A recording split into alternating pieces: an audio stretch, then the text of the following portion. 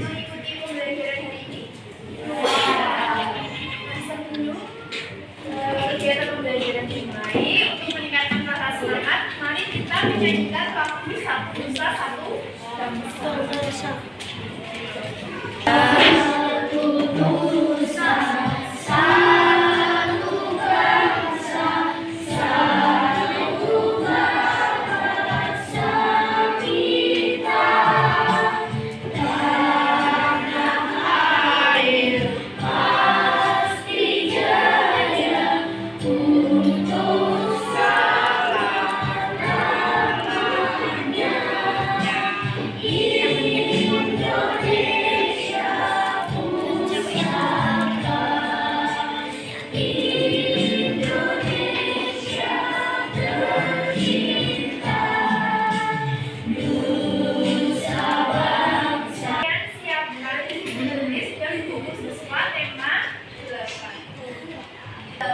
Lingkungan sahabat kita, subtema 2, perubahan lingkungan, pembelajaran pertama. Pembelajaran hari ini kalian diharapkan dapat mengidentifikasi urutan peristiwa atau kegiatan yang terdapat pada teks tersebut. Kemudian kalian diharapkan dapat mengidentifikasi faktor-faktor yang mempengaruhi siklus air dengan benar. Selanjutnya dapat mempresentasikan peristiwa atau tindakan dengan Jangan sampai ya. latar cerita yang terdapat pada teks fisik dengan benar. Kemudian kalian dapat mempresentasikan tentang terjadinya air tanah di permukaan. Gambar apa itu? Gambar sawah. Sawah sama gambar tanah kering. Gambar seperti gambar A, itu tanahnya subur apa tandus? Kira-kira tanah seperti pada gambar A itu bisa berubah tidak seperti pada gambar B? Bisa. Kalau bisa itu karena apa kira-kira?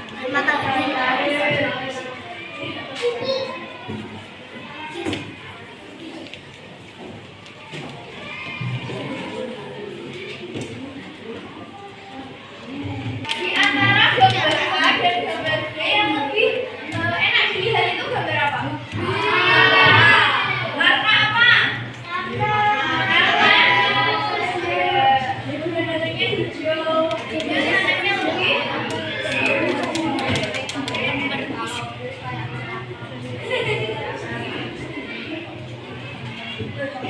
gambar A itu bisa berubah seperti gambar B. Bisa tidak? Bisa. Hal tersebut dikarenakan apa?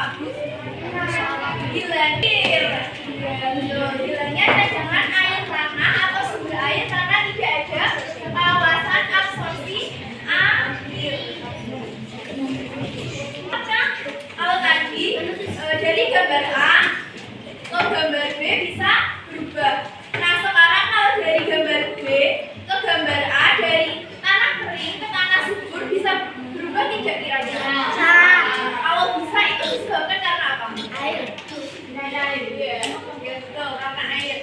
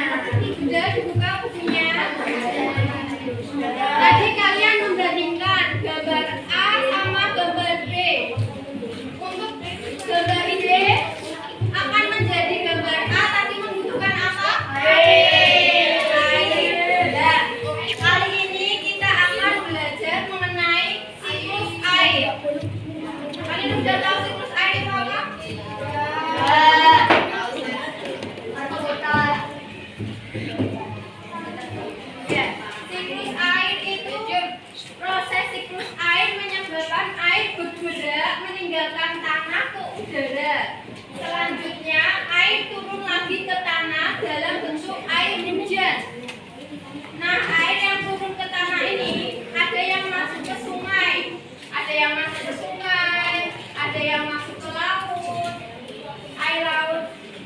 Air di sungai ini akan berkumpul kembali di laut. Jadi air yang ada di sungai, di rawa itu akan kembali ke laut. Kemudian masuk ke sungai dan mengalir ke laut. Ada juga yang terbenam membentuk danau. Air yang turun ke tanah ada yang masuk dan bergerak ke dalam tanah melalui celah-celah dan pori-pori tanah serta batuan. Jadi air itu mengalir dari tempat yang tinggi ke tempat yang rendah. Ini contohnya. Siklus air itu pertama itu air laut.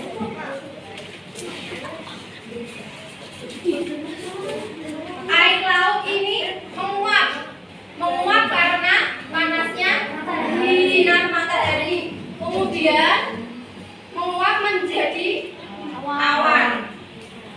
Kemudian awan kan sudah kita kumpul banyak, sudah terkumpul air banyak. Kemudian turunlah hujan. Jadi air yang ada di rawa, di sungai itu kembali ke dalam laut. Kemudian air laut itu menguap karena panas sinar matahari, kemudian menjadi awan. Kemudian barulah turun hujan. Salah satu yang anak depan. Siapa yang mengatakan? Abdi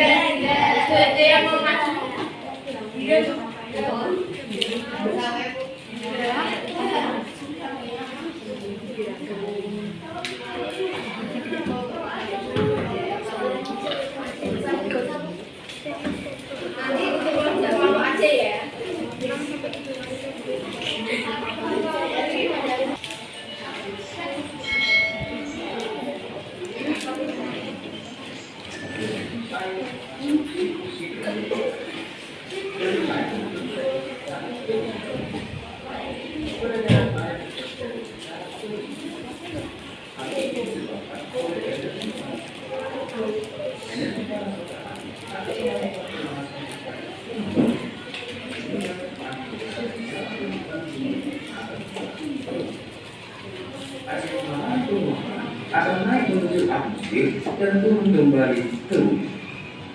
Bagaimana proses siklus air terjadi? Proses siklus air terjadi melalui beberapa tahapan. Yang pertama, tahapan evaporasi. Yang kedua, tahapan kondensasi. Yang ketiga, tahapan pengkristalan. Yang keempat, tahapan presipitasi. Dan yang kelima, tahapan infiltrasi.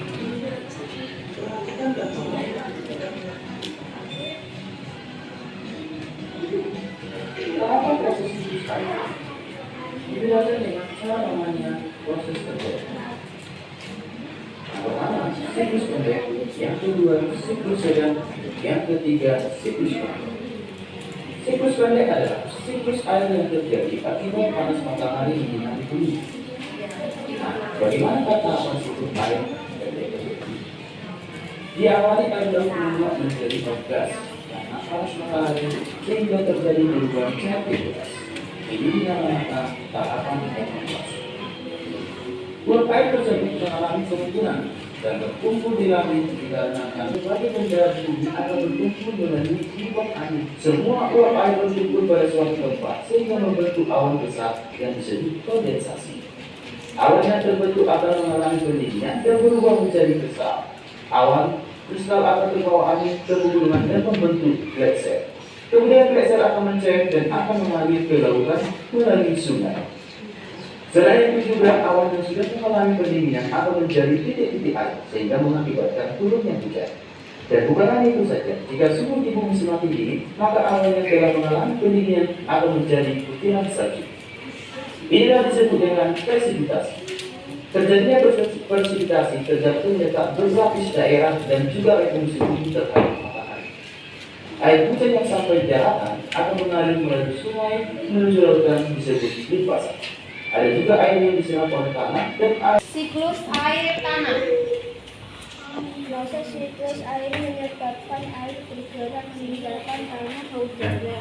Selanjutnya air turun lagi ke tanah dalam bentuk air hujan. Air yang turun ke tanah ini ada yang masuk ke sungai.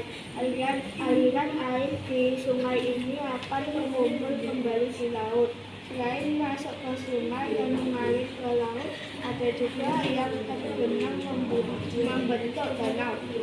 Air yang turun ke tanah ada yang masuk dan bergerak ke dalam tanah melalui celah-celah dan pori-pori tanah serta batuan. Air yang masuk ke dalam tanah ini kemudian menjadi air cadangan atau sungai.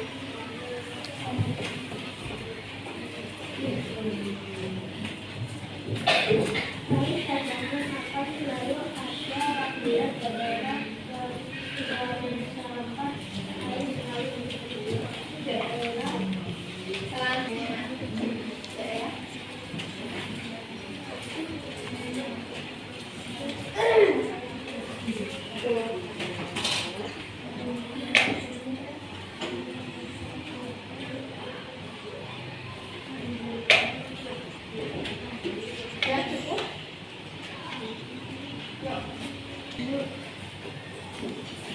Tetapi air akan terserap dan tersimpan di dalam tanah. Air yang tersimpan dalam tanah akan menjadi air tanah yang akan berbeda merusak jika terdapat banyak pembunuh. Air yang merusak akan diserap oleh akar tumbuhan tersebut. Apabila air dan akar di dalam tanah menyebabkan struktur tanah menjadi kokoh dan tidak mudah rusak. Ya, selanjutnya. Nah, menyimak uraian tersebut dapat disimpulkan bahwa keberadaan hutan sangat penting. Hutan berperan dalam penyimpanan air. Oleh karena itu, kita harus senantiasa menjaga kelestarian hutan. Saat ini, hutan banyak yang gugur akibat penebangan liar. Selain penebangan, hutan dapat rusak akibat pembakaran bangunan di hutan. Hutan ditebang atau dibakar dengan alasan tertentu, seperti untuk membuka lahan pertanian, perumahan, atau industri. Kegiatan ini dapat mengurangi kemampuan tanah dalam menyimpan air. Akibatnya masuk dan terjadinya banjir, dan pada saat kemarau banyak daerah mengalami kekeringan. Pembangunan jalan yang menggunakan aspal atau beton dapat menghalangi meresapnya air hujan ke dalam tanah. Akibatnya pada saat hujan air tidak dapat meresap ke dalam tanah. Ini menyebabkan. Selain itu, kalau kita tidak ada air gimana? Mati. Kalau manusia dehidrasi, kalau hewan punah ya, punah. Selanjutnya kalian mengerjakan. Selanjutnya dibagi menjadi 4 kelompok. Satu, kelompok 2, kelompok 3, kelompok 4, kelompok 5, kelompok 6, kelompok 7. Nanti kalian dijelaskan di tempat